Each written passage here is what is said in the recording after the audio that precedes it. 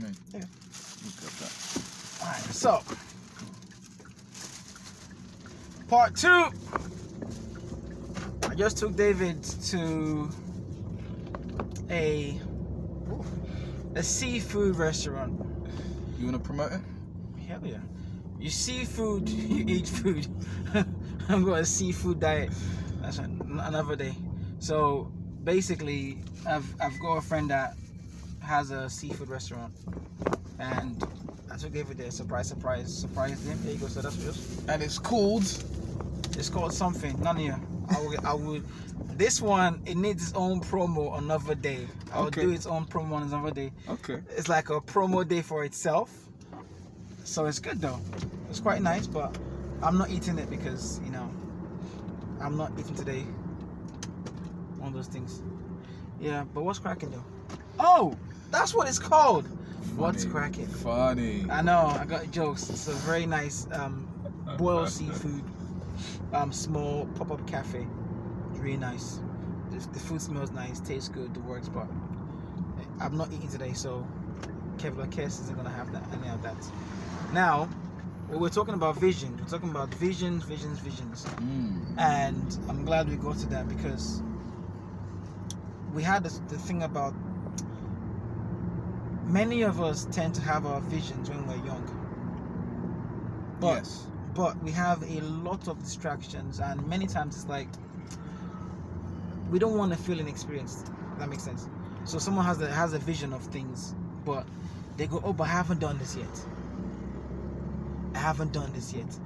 I have blah blah blah vision, but I haven't done this yet. I haven't done that. I haven't achieved 1, 2, 3, 4, 5 things yet." Mm-hmm. Right. So that tends to alter our visions or stunt, lack of a better word.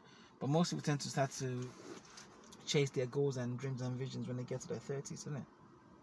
Say 30, 31, 32, 35. When they've experienced a few things, and they go, okay, it's now time for me to do this and do that. I would say most people give up on their visions, to be honest. Ooh. When you say most people chase them, maybe most people that actually do follow through do it at that age, but I would say most people stop believing in them. Okay, yeah, right. Again, me, fish, water. I can't tell the difference. You understand? I've been a fish in water all my life, so I will know what it's like to not be in water. That makes sense. Okay. I don't know what water is because I've been in water all my life, right? Sure. So, what do you mean by that? Most people don't chase. Well, their what dreams. I mean is, when you look at children, for example, you ask a kid what he wants to be, they'll respond without any sense of a limitation. Right. So it might be, I want to be a fireman, or I want to be an astronaut, or whatever, but there's no sense of, is this realistic? Can I do it? Am I aiming too high, or anything like that? They just speak from the heart. This is what I think, this is what I believe. And I think in the process of being educated, most people start to think in what they consider to be a more realistic way. So it's more a case of, okay, but what's realistic? What can I actually achieve, or what's the norm? Let's say a person's dream is to be, I don't know, a great designer. They might think, well, no one in my family's done that. Like, I don't have the funding to do it. How could I really do it? And one of the challenges I think is, one of the challenges I know is that whenever there's that creative impulse, there's also a certain amount of resistance internally. And that beats most people. I see it with lots of different things. It could be just a goal of, let's say, getting fit or getting in shape, or stopping smoking, or whatever it is. A lot of times people's internal self-sabotage stops them from actually becoming who they can be. Right. So then they either make their vision smaller and change it, or maybe they get distracted from it, like you say, and they never come back to it. But I would say most people don't have a vision, really. It becomes more a case of living week to week or month to month, and just finding little pleasures here and there in really small things, rather than having something which is actually like driving your life. Like, this is what I'm here for, this is what my purpose is. Most people don't function on that level. Is that not something you're aware of? No. Because I know you function the way you do, but then I would have thought a lot of the people you come into contact with. I ignore Different. the fluff. That makes sense. I'm not. I'm trying to give an example. I'm not one that entertains people who are not serious. So you don't have those people around you like that? No, they're not. I get that. 100% get that. People who are going nowhere are not around me. Those who find it hard to wake up early in the morning, they're not around me. You see my point? So a lot of the people who have that kind of lifestyle, they're not around me because I'm a go-getter. I'm gonna go get it. You know, and that means that my timeline is different from everyone else's. I sleep at this time. I'm up at this time. I don't go to this place. I'm here. I'm there. You know, so I'm not civilian used to- activities. You're not. There you're you not go. I'm not used to seeing that kind of lifestyle or those kind of people. Yeah, it's not. It Makes sounds sense. foreign to me. That makes sense. I mean, case in point, we've just met an entrepreneur, so it's like the perfect example, really. So I tend to surround myself with entrepreneurs. Yeah. Gods of Olympus. Yeah, it's real interesting because my circle wasn't like that before, but now most of the people I associate with have their own businesses, doing their own things. Well, you attract you attract who you are. You attract what you are.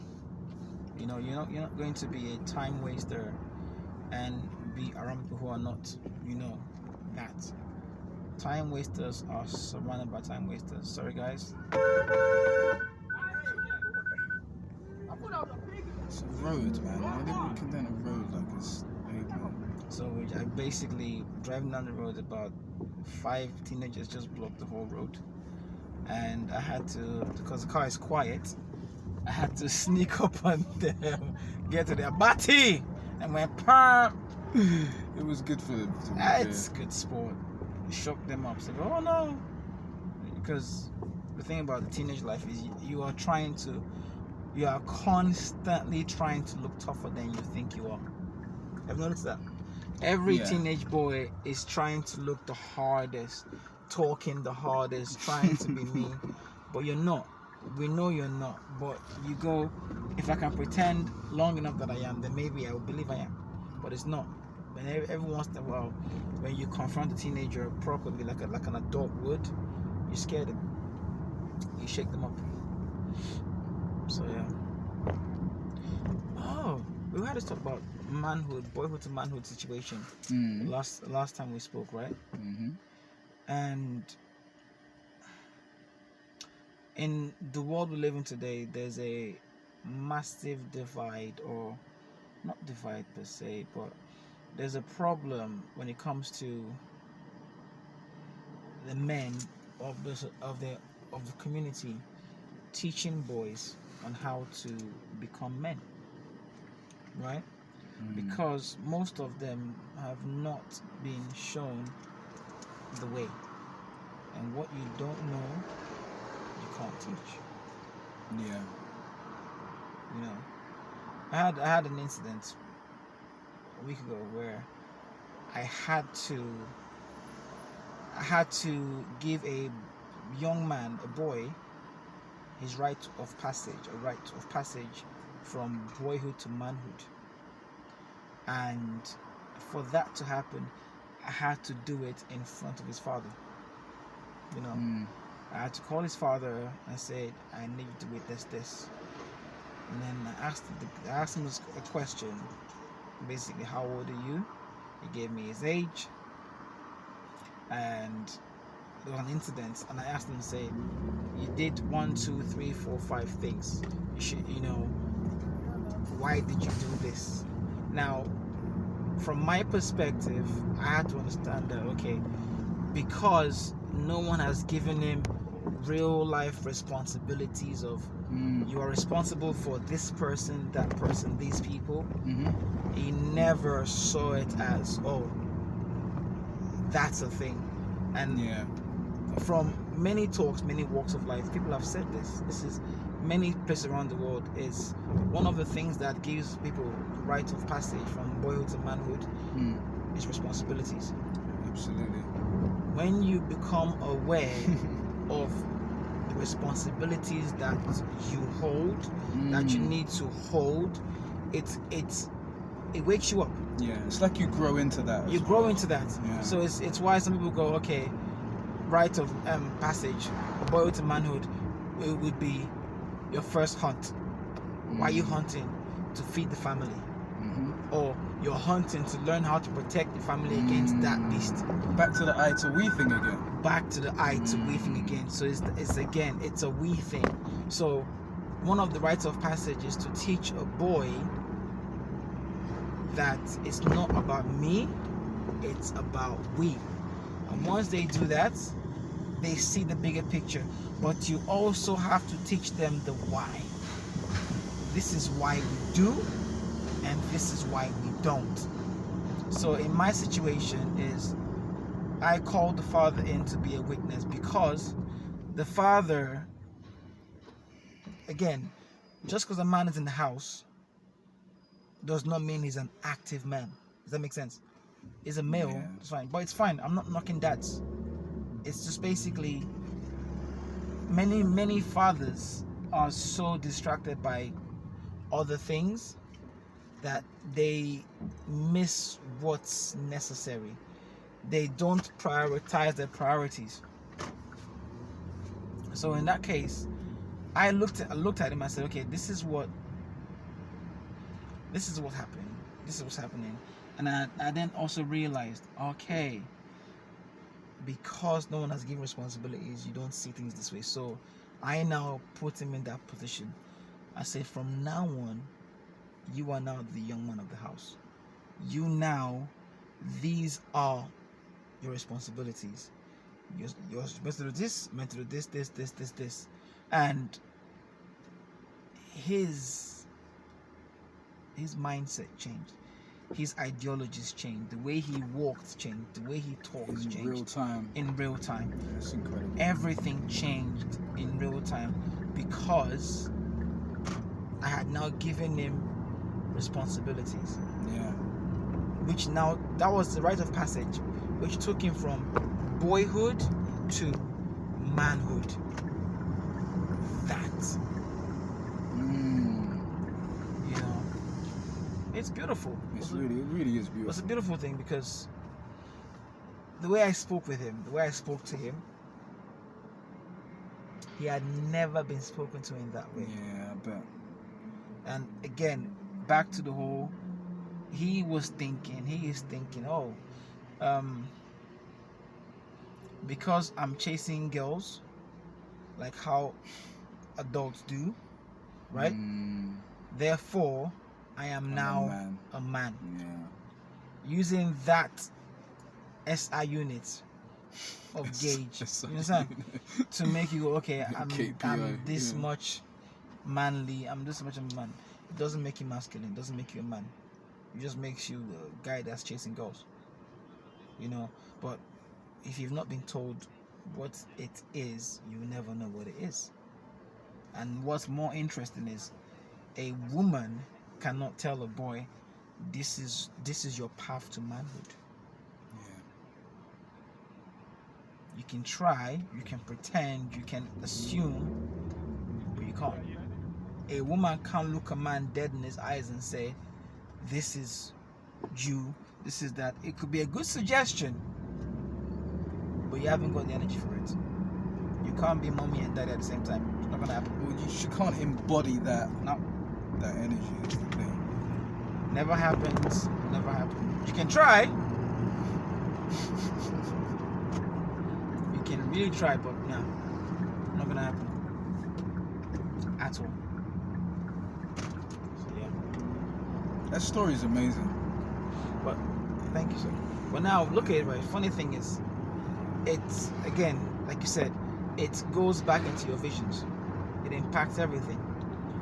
It impacts everything. Everything is all connected. 100%. And you also see it in many influencers. Influencers who have had positive male role models, right? Most of their visions are we based, community based. We're all in this together based. You see it. And influencers who didn't have positive male role models, you see it too. It's about me, survival. Me, survival. I've survived. No, you see it. You see it. Yeah, and it's more, and they're going to be much more divisive, right? They're going to be more attacking these people, attacking those people. Yeah. Rather than thinking about the greater good. Yeah.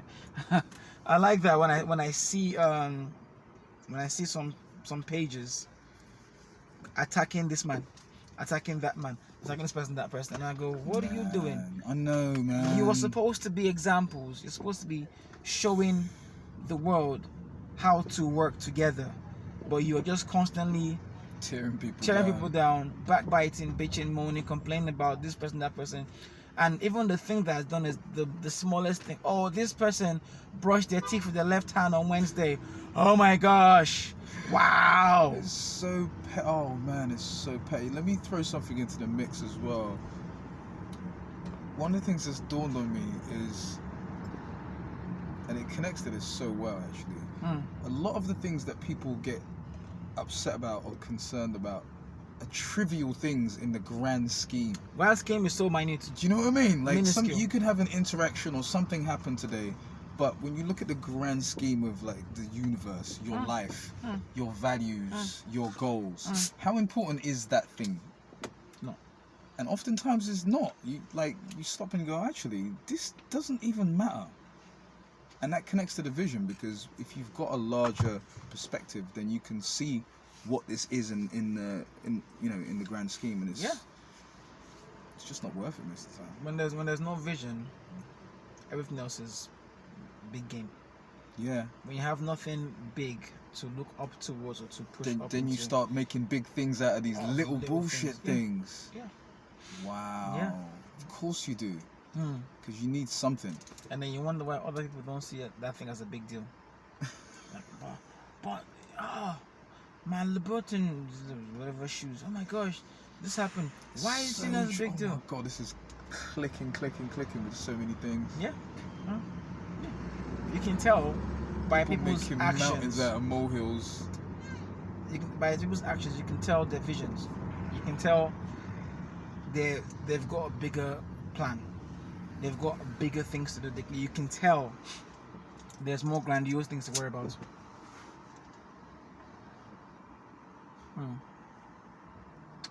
Well, that's that. Fire.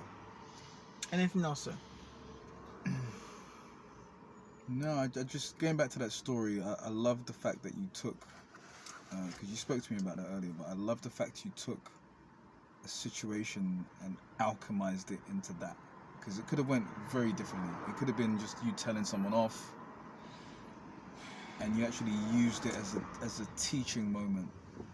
Yeah, a lot of you used it with that perspective of it's about all of us being better, right? It's not just about me getting what I want. Because if you made it just about yourself, you could have said, "Listen, you need to do da because I'm not happy with what you did." But you thought from that we perspective again.